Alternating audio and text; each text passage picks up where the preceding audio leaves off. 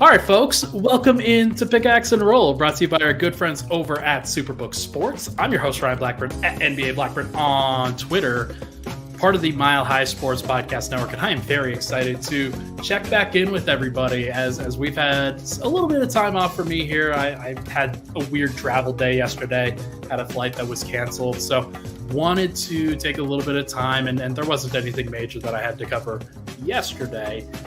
But we still have a lot of time to fill. I think there's still a fair amount to discuss in between now and when the actual NBA finals start on June 1st. It's 10 days from now. I hope that people, or not 10 days, it's 8 days from now. Want people to fully appreciate what's going to happen in between now and then. But it has been an interesting time trying to plan and game plan for the rest of these podcasts that are going to come up here. But I have a plan.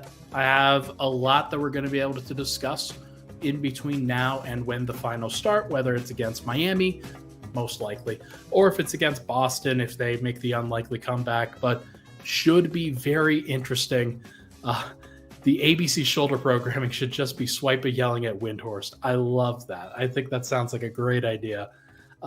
Yeah, there's a lot here. There's a lot here. There's a lot of content that we're going to have to fill, that we're going to be able to talk about. But there's also, look, Nuggets fans should get the time to celebrate this. Nuggets fans should absolutely have the opportunity to talk about all of this stuff and make sure to take their time with it. And I know that Nuggets fans are mostly just chomping at the bit in order to be able to go win a finals if that is what is possible. But I think that it's okay. I think it's okay to be able to take some time. A little bit of programming notes before we get started here. Tomorrow's podcast will be after the Miami-Boston Game 5. We'll react to that. If Miami does end up winning, then we'll obviously be able to get some intro thoughts on the actual Heat and what to expect from them. Next, and then if Boston wins, then we get to talk about that, and that should be interesting. But Friday, Jenna Garcia will be coming on the show, I believe. Should be very fun to be able to talk to her about Melo and some other folks, and maybe some more talk about the Heat. Saturday, we're going to do Weekends with Swiper. That'll be Saturday, kind of morning-ish, but there's plenty of time to do that. And then we will have a Denvengers separately from that over the course of the next week. So should have a lot of time to be able to talk about all of this stuff and make sure to cover this from every single angle. But I'm looking forward to it. Thank you so much, everybody, for hopping in on the show. Really appreciate it as always. But now let's get into the bulk of this. We're going to talk about underrated to unbeatable. That's an aspect of this that I want to discuss a little bit, and why I knew that they were a special team and why I wasn't really concerned about the March stretch or anything like that. We'll get into that in just a little bit here. But first, I do want to go over the Nikola Jokic and Jamal Murray duo. I think that is it's something that everybody's now talking about. It's something that everybody's now discussing. I want to take a victory lap on this because after the 2019 playoffs and after Jamal Murray signed a max contract at that point, a rookie max, I wrote an article for Denver Stiffs that was not well received. That was, I think a lot of people were questioning why I wrote the article, and we can link to this if necessary in the comments down below. But the article was basically titled, "The Nuggets are betting on Jamal Murray to be the next Kobe Bryant, or to be their next Kobe Bryant." And the reason why I wrote about it, from that perspective anyway, it's because Jamal, up until that point, as young as he was, as successful as he was in the playoffs, he reminded me of the way Kobe kind of came up, where very young player, but showing up from a young age and maybe not having the same chutzpah and the same immediate success that a young guy like Kobe had. And he was playing in a larger market, obviously, with LA, and probably he's just turned into a different player. There's no doubt about that. Kobe's an all-time great. Jamal's still trying to get to that point and may not get to that point. But I wrote about it from the perspective of duos. I wrote about it from the perspective of, hey, I think that Denver's making a bet on this guy right here to say that, hey, we think that he can be this guy. We think that he can be maybe a Robin to the Batman that Jokic was, or maybe kind of co-stars where you don't necessarily believe one way or the other, like who's actually who. And I think that everybody thought, okay, Jokic pretty similar to Shaq in terms of, hey, you believe in a young star like that to continue to grow, maybe not have the same full-on impact. I didn't think that Murray would have the same full-on impact that a guy like Kobe Bryant had, but that was the bet that I was talking about, that Denver, the reason why they extended the max contract to Jamal Murray was so that they could have a duo, a star duo that they could build around, like a Shaq and Kobe. And now we're getting all these conversations after they've grown and they're in their primes, and both of these guys are now at the peak of their powers. And you start to look back on it and think, you might be right. You might actually be onto something. And it's kind of cool to have called my shot like that and to be able to talk about it from that perspective, because you look at some of the numbers that these guys are putting up this year. Let's start with Jokic. 38.9 minutes, 29.9 points, nearly 30. He'll probably get up over 30. 13.3 rebounds, 10.3 assists, 1.1 steals on 53.8, 47.4, 78.4 shooting splits. That's basically 54% from the field, 47% from three, and 78 from the line. What Jokic is putting up right now is absurd. It is one of the greatest playoff runs we have ever seen, statistically. And I don't think we've seen like anything to kind of separate the statistics from the impact, or the statistics from the like what this actually means. I know that that's what a lot of people like to do with Jokic, is they like to separate the actual numbers from what is the perceived impact of the player. And you can't really do that with Jokic, because he takes up so many possessions and is involved in everything the Nuggets do, that the numbers do reflect that. They absolutely do. And like, he has played to the level of these numbers, and these numbers are sick. They're absolutely gross. And it's been really, really cool to see. Jokic is on pace for the following numbers below if Denver plays 5 finals games. It's 600 points, 265 rebounds, and 205 assists. If Denver were to play 5 games, they might play more, they might play less. If he's able to put up those numbers, 500, 200, 200 has never been done before in a playoffs. It's never, ever. Like, nobody has ever put up that level of impact. Now, some guys have crossed 2 of those thresholds. Some guys have crossed 1 of those thresholds. Like, putting up 600 points isn't the craziest number of points, although I think the NBA lead in points is about 750. So Jokic isn't really close to that, but he doesn't have to be, because he's got Murray. But 265 rebounds, 205 assists to go along with it is crazy. And so the actual impact in those box score numbers is pretty insane. And you see the individual highs that he's had these playoffs of 53 points, 21 rebounds, 17 assists. And like, those are unbelievable numbers. And having a player that can go up in either of those categories and basically do whatever the team needs at that given point is such an important skill. It really is, because it allows Jokic to focus on different things where he can be impactful. What I've talked about before on this podcast is that when Jokic really wants a game, when he really believes that a game needs to be won, and he wants to have a significant individual impact there, he always focuses on his rebounding first.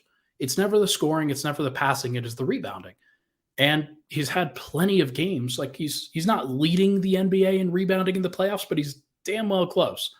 And the fact that he can do that while also shouldering a scoring and playmaking load is really, really impressive. But the 53 points was crazy. The 17 assists are like, that just tells an entire story here. Like, his ability to have an impact as both a scorer and a playmaker. There are very few players in NBA history that could reach either of those thresholds. It's even fewer that can actually reach both. You don't have to do it at the same time, but to have 53 points in one game and 17 assists in another is nuts. Add in the 21 rebounds, and it's just crazy. Positive plus minus in 14 of the 15 playoff games as well. Like, so these numbers are bearing out in the plus minuses too. Like, Denver's winning the minutes when he's on the court. Now go to Jamal, and you saw the numbers that I just put up there for Jokic. Like for Jamal, it's 39 minutes, nearly 28 points a game, 6 assists, 5.5 rebounds, 1.7 steals. He's really close, I think, to leading the NBA in steals right now, that's cool. 48% from the field, 39.8 from three, nearly 40%. Went down after the 0 for 4 in game 4 of this last round, of this last game. And then 92.5 from the free throw line. That's how you know that he's fully back and how he's fully engaged and just isn't rattled or shaken by this moment at all. He's been making every single free throw. And that's a massive, massive aspect of this. He is also positive in 13 of the 15 playoff games in terms of his plus minus. And that's with Denver staggering a lot of those guys' minutes. And that's how you know that Denver's been able to kind of put together a well-rounded roster where they've been able to survive those non-Jokic minutes in ways that they hadn't before. Murray has been a big part of that, though. His usage goes up in those moments, and he really takes on the burden, even as a post scorer, even as an isolation scorer, of just getting Denver across the finish line in those moments, and he's really risen to the occasion there. And he's averaging a higher points per game on just slightly lower efficiency than in the bubble, which that should be really, really exciting for just about everybody. Super, super cool to be able to see both of those guys playing at the level that they are. And this question has been asked in a lot of different podcasts that I've listened to over the course of these last couple of days. When people think about duos, when people think about the individual impact that these players have, like you could probably come up with, like, I think Shaq and Kobe individually, they probably have more impact than Jokic and Murray. But when you talk about how you impact the team, when you talk about how you impact the entire ethos of a group, I think that Jokic and Murray have as much of an impact as anybody outside of like Scottie Pippen and Michael Jordan, or I don't know, like name your duo. Like if, in the comments, I'd love to hear like which duos you actually think are better historically. But I don't think that any current duo is better. I don't think you could say that about anybody. With LeBron and AD, a lot of it is your turn, my turn, where they're playing a lot of isolation games. They do run pick and roll with each other, but Denver's ability to shut off one guy's water or the other really showed. And the Lakers couldn't do that with either Jokic or Murray in this last playoff series. And then which other duos would you really take? Are you talking Jaylen Brown and Jason Tatum? Are you talking James Harden and Joel Embiid? Who else is there? Kawhi Leonard, Paul George? Are you kidding me? No. Devin Booker and Kevin Durant, I thought previously could really challenge for that, but Denver really shut that down. And maybe that is what the difference is between role players and not having great role players is. And maybe that's where Denver's duo gets a little bit of an advantage, where those guys, I think Booker and KD would be a great duo and will continue to be a great duo together if they have players that fit around them a little bit better. But I do think that the time that Denver's had together with Murray and Jokic, it really shows the confidence levels, the unbelievable amount of telepathy that's going on between those two, how they can read the game off of each other and not step on each other's toes no matter what. And that's a really, really cool feature. And both of those guys are happy for the other guy's success. And that's not to say that with other teams it's different, but oftentimes when you have a duo, you will have one guy clearly above the other in the pecking order. And with Jokic, it's just a little bit different than that.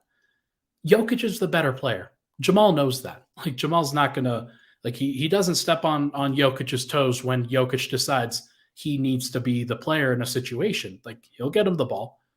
But it is super interesting to think about how often Murray has been able to step up into that moment, and Jokic has not only like allowed it to happen, but also ushered it to happen. He's wanted it to happen. That has been something that's given him energy. And because he knows how important it is to Jamal, and he wants that for him. Like it was interesting to me that when Jokic was asked post-game after game 4, who is he happiest for? It was for Jamal. And Jamal, with the the stuff that he's had to come back from, how he's had to fight, scratch and claw his way back into being healthy. And Jokic wants that success for him and wants that vindication for him just about as much as anybody. And that's a really, really cool thing. I don't know, like I said, I don't know if there's a historic duo that's better. Like, there probably are.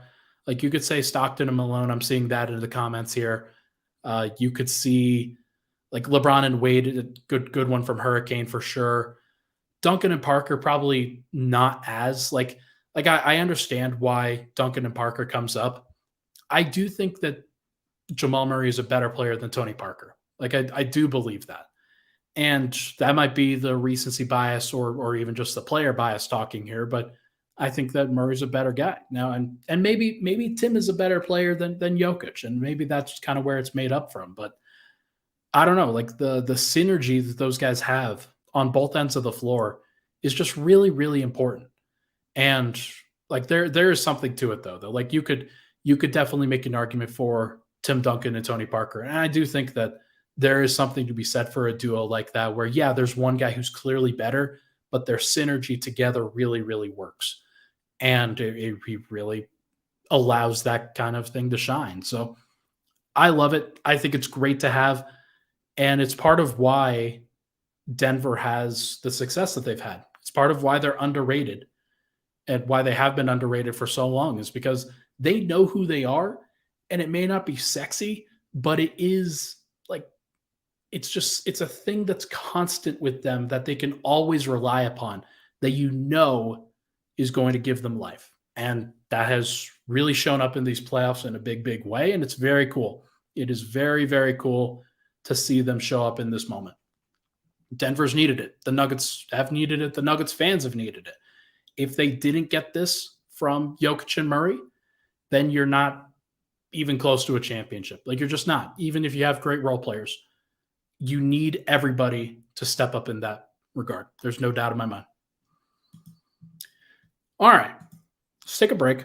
When we come back, we're going to talk about regular season moments and the singular moment that I knew that this Nuggets team was going to be special.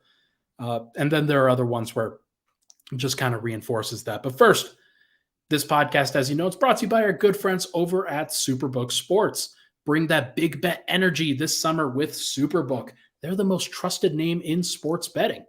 And right now you can use promo code Mile High, promo code Mile High to score up to $250 with their first bet bonus. Win or lose, they will match your first bet up to $250 with promo code Mile High. Visit superbook.com for terms and conditions, or download the Superbook Colorado app in app stores, and you'll get $250 courtesy of Superbook Sports as long as you use that promo code. Gambling problem? Call 1-800-522-4700. We'll be right back on Pickaxe and Roll.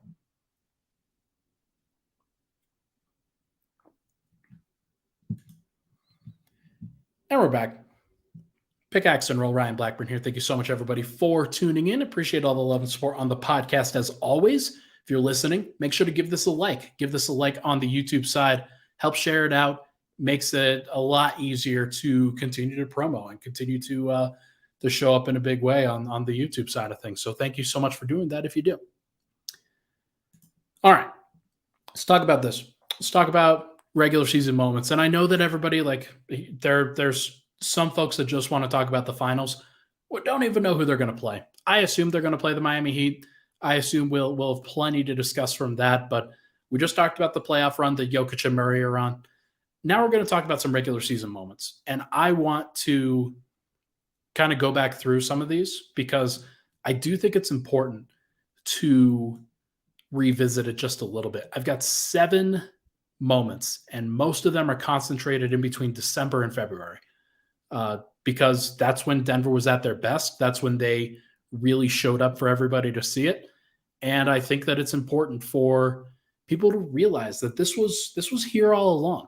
Now, I got a sense back in training camp that this was a group that believed that they had something major here, and they showed that in training camp. They showed that consistency and willingness to do things, and they talked a big talk. And so you're hoping that that really translates, but you can't really know until you see it. And I didn't see it with this group through October or through November. They had some moments, like it wasn't like they had some moments. It wasn't anything special. And it wasn't until December when you first started to really see it. But one thing happened in December that I think stands above all the others. Denver went on a 3-game losing streak. Back to back to back, they lost to Atlanta, they lost to New Orleans, and they lost to Dallas. Two of those first 2 games were on the road. One of those games was at home. And that 3-game losing streak, you could see it fraying a little bit. You could see everybody getting a little bit more irritated with the losing. Everybody was not happy with the way things were going, just kind of going through the motions. And Denver at that point, after that December 6th loss, they had to make a decision on what kind of team they wanted to be. And they were going on the road in the next game. They were going to Portland.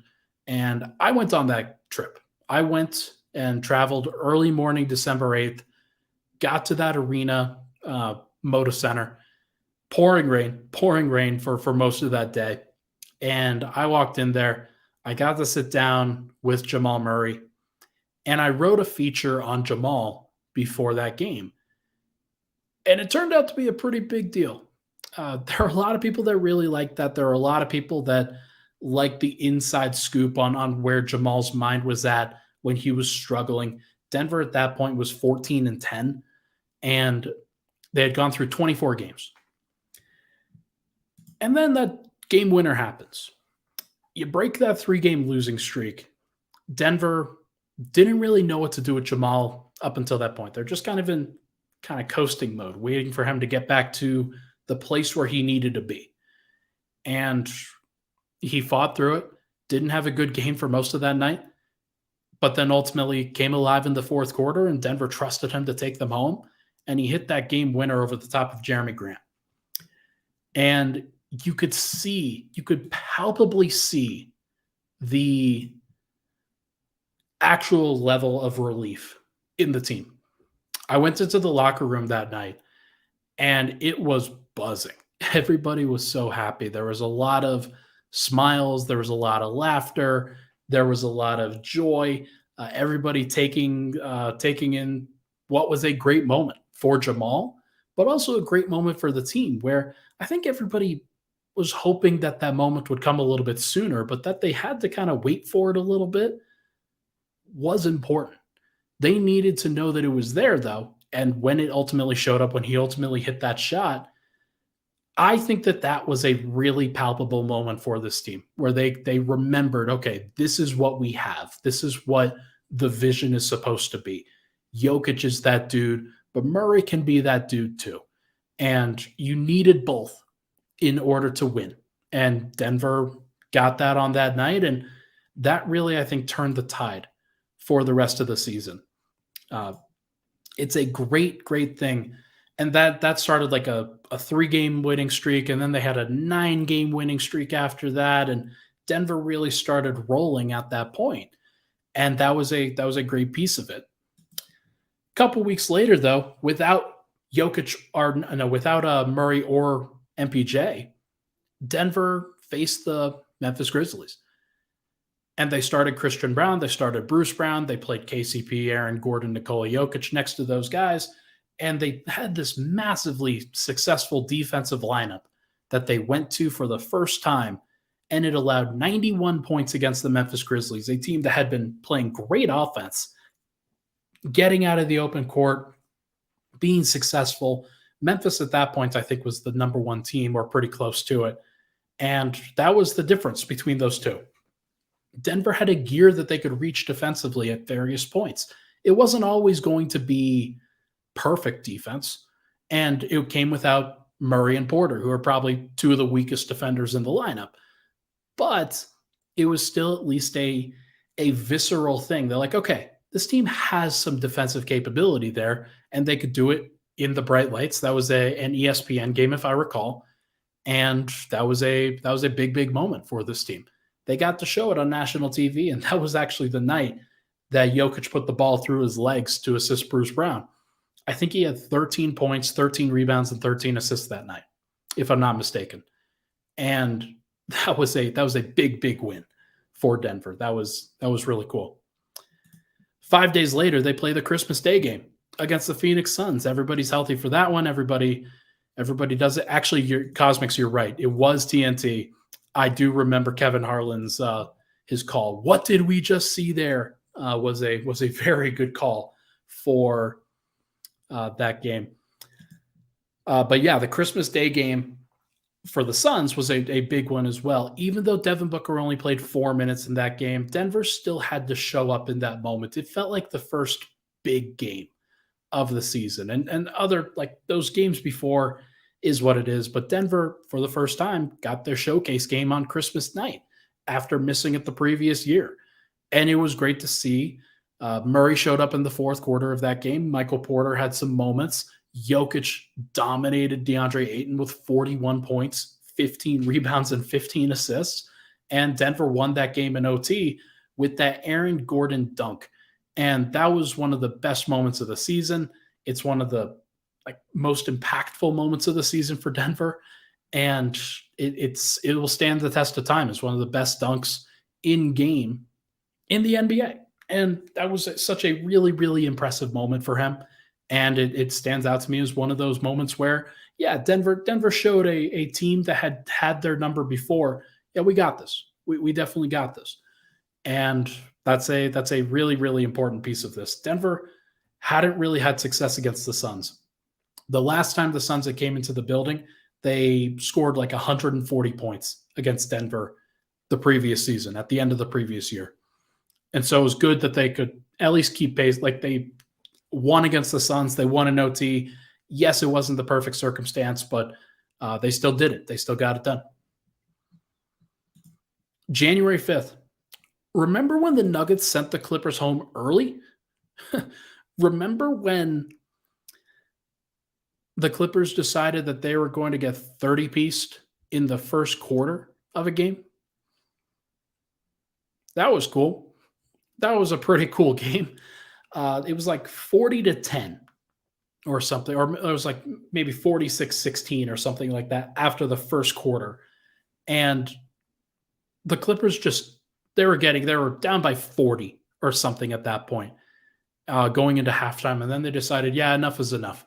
We are not going to play our starters for the rest of this game, because they had a back-to-back and then decided to sit Paul George and Kawhi Leonard anyway for that game. But I do remember the Clippers having to sit their starters at halftime of that game because they were getting blitzed so badly. It was a nice, healthy reminder that the Nuggets have always had the Clippers number with Jokic and Murray out there, and there is no reason for the Clippers to even show up in those moments. And they proved that, like ad nauseum. They proved it so much. And that was a great moment. More games against the Clippers, but actually this one was Clippers and Pacers. This was the first time that I can remember Denver actually having success without Nikola Jokic. Was these two games. The Clippers game, where they go into LA, they travel into LA and make a statement. They won that game with their defense. I think it was like 113-102 or something like that. Maybe 115-102. And closed the game with Zeke Naji at center. Murray and Porter got their shots off. They were successful in that situation. Aaron Gordon, very good defense against Kawhi. The Clippers just didn't have anything. They couldn't really go. And it was nice to see Murray and Porter step up in that moment and carry Denver offensively. There were some great plays from Porter, especially in that game where he showed up. And then in the Pacers game, Jamal Murray had a triple-double that night. Like, it was his first one of his career. He also made a funny comment that, yeah, the only reason it doesn't get more is that Jokic steals all his rebounds. And that's always good-natured, because it's not really true, because Jokic is one of the best rebounders in the league, and he should get those rebounds, but it is pretty funny. But no, it was really nice to be able to see Denver step up in those moments. And that Pacers game, if I'm not mistaken, that led to the back-to-back-to-back dunks that blew the doors off of Ball Arena. And that was just a really, really important moment as well. February 26th. Remember beating the Clippers in OT? And Kawhi and Nikola Jokic just went back and forth in that game where neither team could really get a stop on the other. They couldn't. It just could not happen. The Clippers, for the first time, showed up in Denver and really made Denver work for it. But ultimately in that game, Jokic outshined Kawhi. He was the one who kept going in that situation. I don't remember his exact numbers, but it may have been like 40, something like that. Maybe it was less than that, but it felt like it. And in that game, Michael Porter had some big moments as a shooter. Jamal Murray had some big moments. KCP had some big moments. I remember the one play I'm thinking of from that one in the fourth quarter, if I'm not mistaken, was where Murray loses the ball into the backcourt with the shot clock winding down, and he just needs to get the ball up on the rim, and he throws up the ball from half court. Ball bounces off the rim. It careens off the rim. KCP hustles up the rebound, gets the ball to Murray or Jokic, one of the two, who swings it to MPJ and absolutely cans a big-time three. Comments are telling me that was a 40, 17, and 10 game from Nikola Jokic in that OT game versus the Clippers, which that's a big one. Very, very good time. Also, yeah, that was the Bones Highland return game after the trade deadline. That was a big, big deal. And those are just big moments. And it was part of the culture. It was part of Denver needed to have everybody pulling the same direction. And to see Bones Highland in that situation, airballing some shots in the corner, trying to prove to the Nuggets that they would miss him when he's gone. There was a lot of that. And Denver just played. They just played their game, and Murray had zero qualms with going right at Bones, and neither did the rest of the Nuggets, going right at Bones and showing him that this was the place that he was going to miss. And it is too bad. It is definitely too bad. But unfortunately, like for Bones, that's just what this was like. That's just how this was going to be. And Denver gets that big win, and then they have one more big win on the season, and that's it. That's the only other game I needed to see. They ended the race versus the Memphis Grizzlies on March 3rd, effectively ending the Grizzlies season on March 3rd, or at least the night of March 4th. This was a big one because Denver, they were struggling in that one for most of the time. Murray was struggling as a shooter, and then Dillon Brooks got into his ear and started getting him going a little bit. And Murray just goes off from that point on, and especially in the fourth quarter, really takes over. And the Grizzlies just couldn't score. They couldn't score on Denver. They had nothing. They had nothing for them. And it was really cool to see Denver step up in that moment. Second time that they had to in Memphis. Really, really performed well. And Denver stepped up in a big, big time moment there. It's good stuff. It's really good stuff. And that was all I needed to see. Those were the only moments that I needed to see from Denver, where they needed to show that they had the talent to be a title contender, B, the mentality to be a title contender, and C, the spine. Like, they had to show some will. They had to show some actual chutzpah. When things weren't going well, when things aren't perfect, you need to know that the guys next to you have your back. And it was really, really important for Denver to go through those moments and then to see, hey, things aren't going well. Who are you as a team? What are you going to be? And Denver showed up in December, January, February, basically. It was like, yeah, this is who we are. This is actually who we are. And the rest of the time, doesn't really matter. They got their feet wet, got used to everybody in October and November. December rolls around, and they take off. And then when they basically clinch the 1 seed in March, they're like, cool, we're good. And then they shut it down after that. And I remember telling people that, look, this stuff does not matter with them struggling at that point. It doesn't matter. Now, does it feel good? No. Does it feel good? Does it give you a little bit of pause? Sure. But it doesn't change who you believe they are. It didn't change who I believe that they were either. And I think I listened to too much of the outside noise when having at least a little bit of concern there, because it absolutely felt like Denver was real. And it's cool to think back on those moments during the regular season and to be able to see it, because it was real. It absolutely was. And I'm just glad that we're able to see it for sure. All right. Tell you what, folks, let's take another break. When we come back, we are going to discuss what are we going to discuss? We're going to discuss Michael Malone, who I don't think that gets enough credit for his actual role in things, but deserves a ton of it for sure. We'll be right back. But first, are you looking to add a new sports talk show to your daily mix? Then be sure to check out Afternoon Drive on Mile High Sports Radio with Anil Apiro and Cody Rourke each and every weekday from 4 to 6 p.m. AP and Rourke bring a fresh perspective to the Denver Nuggets landscape and the Denver sports landscape with a revolving conversation around all of Colorado's sports teams, along with the trending topics across the world of sports. They've been talking a bunch of basketball lately, deservedly so. Those guys know what they're talking about. AP and Cody, they're doing great stuff. You can make sure to stream Afternoon Drive with AP and Rourke on Mile High Sports mobile app, milehighsports.com, or listen on the radio, 98.1 FM or 107.5 HD3.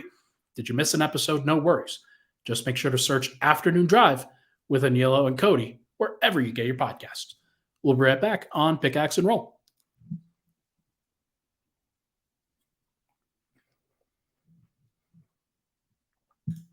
And we're back. Final segment, Pickaxe and Roll. Thank you so much, everybody, for tuning in. Appreciate all the love and support on the podcast. Make sure to give this a like if you can. All right, let's discuss Michael Malone. This is going to be a Michael Malone appreciation segment. And look, I understand that if you're a Malone hater, I get it. I understand. He isn't for everybody. He isn't for that. Why are there Lakers fans in the comments right now? What's going on, guys? What are you doing? Stop this. I understand why people don't like Michael Malone.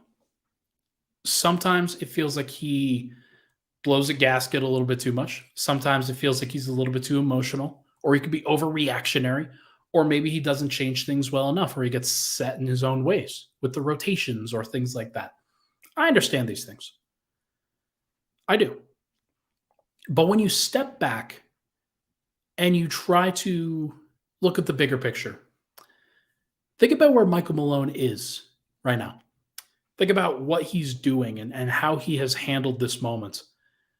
Denver's 12-3 in these playoffs. They have the best player in the world. That helps. They have one of the best second options in the NBA now. That helps too. But Malone is also doing it. And he's doing it because he's been around. He doesn't have a lot of the same questions about what buttons he needs to push, whether he can handle the moment, whether he can handle the pressure. Like, there's a lot of folks that if you are, like, let's say you're the Boston Celtics with Joe Mazzulla, there's been a lot of criticism of Joe Mazzulla for obvious reasons. He hasn't necessarily handled the spotlight well. And he has some high profile mishaps where that just goes away. I do think that Denver has lucked out with Malone. He's not perfect. No coach is. Like, Phil Jackson is a weirdo. Steve Kerr, I think he can be a little bit too patient sometimes. Sometimes he isn't reacting enough.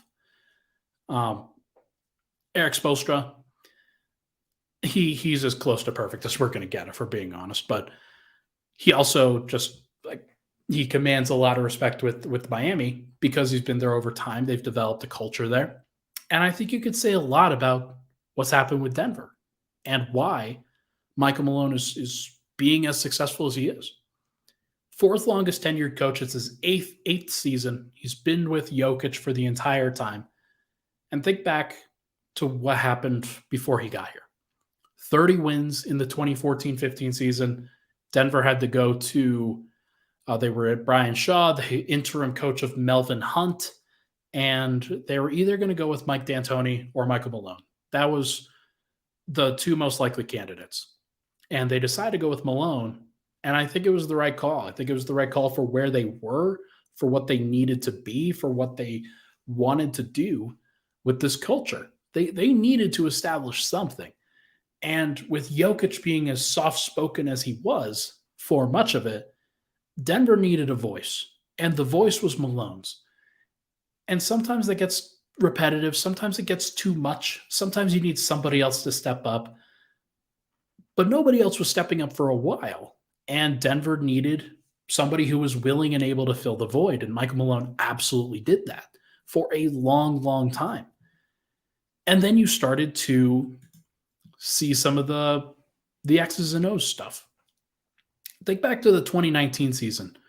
Denver wins 54 games that year, and they go to the playoffs. First 3 games, you go back to the starting lineup that you'd plan to for the entire season: Jamal Murray, Gary Harris, Will Barton, Paul Millsap, and Nikola Jokic. Barton wanted to do right by him. Coming off of that injury, the groin injury, I believe, that he had, you wanted to be able to do right by him, but it was clearly not working. And rather than stick with it for too long, Michael Malone decides, hey, it might be 2-1, but we're not winning with this lineup. So I need to make a change. I could either bench Jamal Murray or Gary Harris or Will Barton. And it was pretty clear that Will Barton was the guy that you had to go with. And they insert Torrey Craig, and they win that series as a result. Basically because of that, because Torrey Craig gave another big body that DeMar DeRozan had to go through. Gary Harris then slid over to Derek White, and Jamal Murray was able to save some for the offensive end rather than having to chase around somebody that was really good at that point. Jamal's made a lot of progress. Think about what I just said. He couldn't handle Derek White at one point, and so they needed somebody else to step up. Jamal, now you could put him on pretty much everybody that you need to outside of the star class, and he'll be just fine. But Malone makes those changes. Malone also did some great stuff in the Portland Trailblazers series and helped get that team motivated and keep them motivated in situations where you lose a 4 overtime game and your natural reaction is to say, oh, you're done. You can't survive anything like that. And then Denver comes back and wins game 4 immediately after losing that 4 overtime game. And they did it on the road. And that shows a lot of maturity. That shows a lot of willingness to put it all out there for your coach and for your team. And Malone was able to coax that out of them. Fast forward to the bubble. Made a lot of changes necessary within that starting lineup, within that rotation, in order to maximize what the team needed. He trusted Michael Porter in that situation too. Did you guys know that Michael Porter, I believe, averaged the 4th most minutes in the playoffs that series? That's crazy, right? Like, that's a crazy number. I believe it was Jokic and Murray, then Jeremy Grant, then Michael Porter. I could be wrong. Maybe Gary Harris was above him. I don't think that Paul Millsap was above him, though. I think that Denver knew that they needed that mobility. They needed that spacing. They needed that oomph. And that was Michael Porter as a rookie. Think about where he was at that point versus where he is now. And think about the journey that Michael Malone has put Michael Porter on over the course of these last 3 years. It's been incredible to watch. And he's turned himself into a fantastic, fantastic all-around player. Denver has needed Michael Malone to be able to do this. And they needed him to get through a lot of their other times in 2021 and 2022. And he's been able to do that for sure. Now, you've got a roster full of Malone guys. They traded Bones. I don't know if Thomas Bryant is a Malone guy, but we'll see. Well, maybe that changes after the season. Maybe they could try to revisit that. I doubt it, but who knows? We'll see.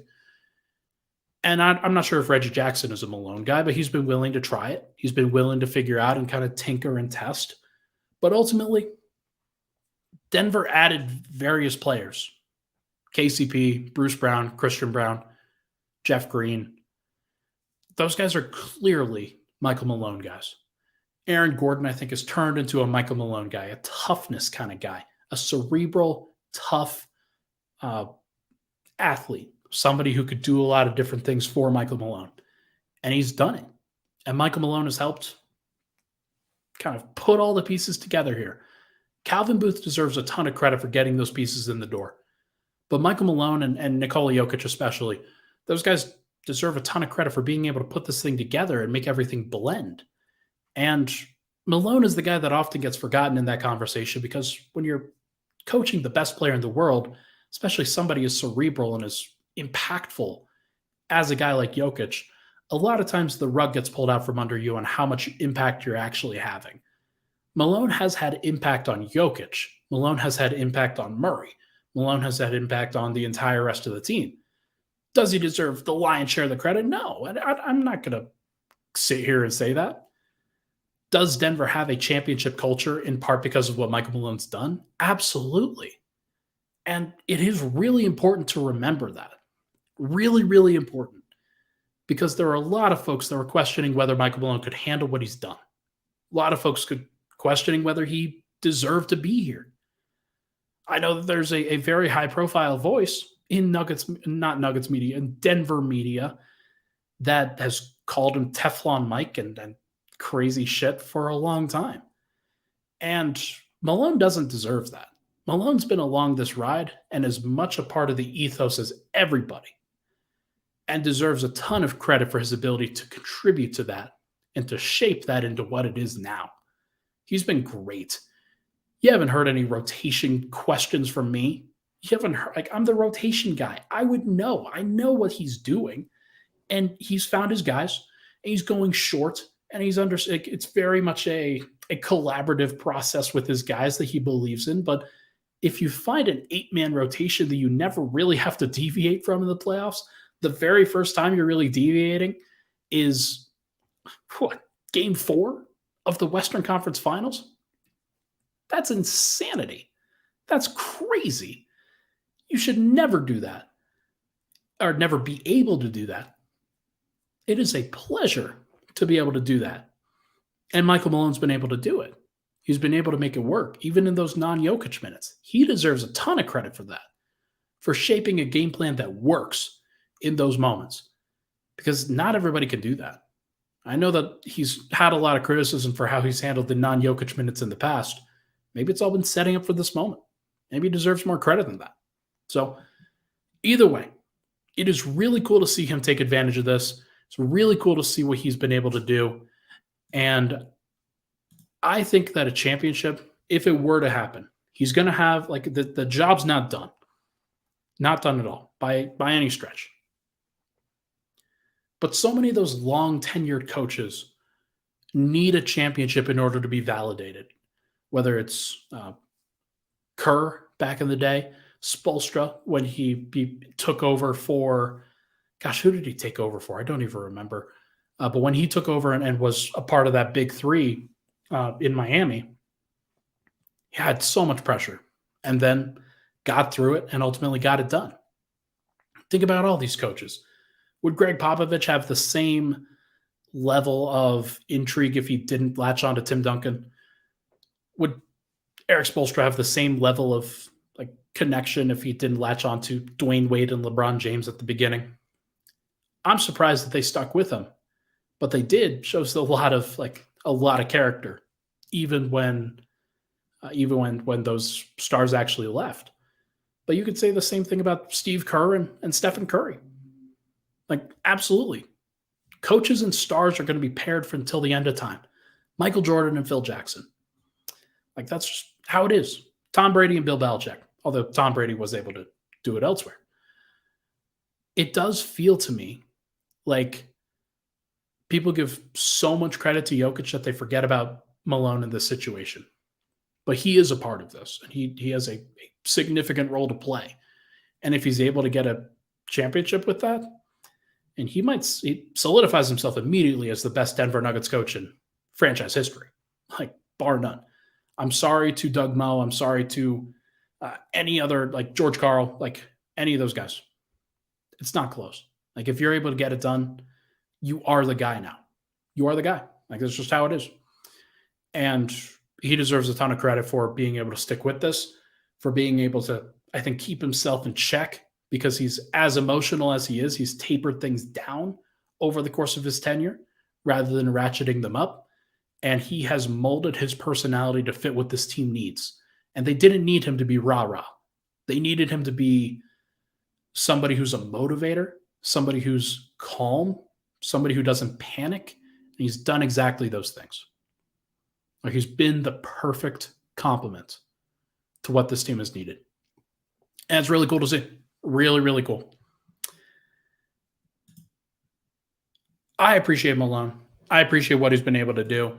And he's a guy that's obviously going to go under the radar in all of this. But like I said, deserves credit, deserves the ability to at least have somebody to come to his defense because too many people will criticize him and is what it is. All right. Well, folks, I appreciate you all for hopping in. Michael, can you hit that outro music for us? Everybody, that is going to do it for this episode of Pickaxe and Roll. Brought to you by our good friends over at Sports.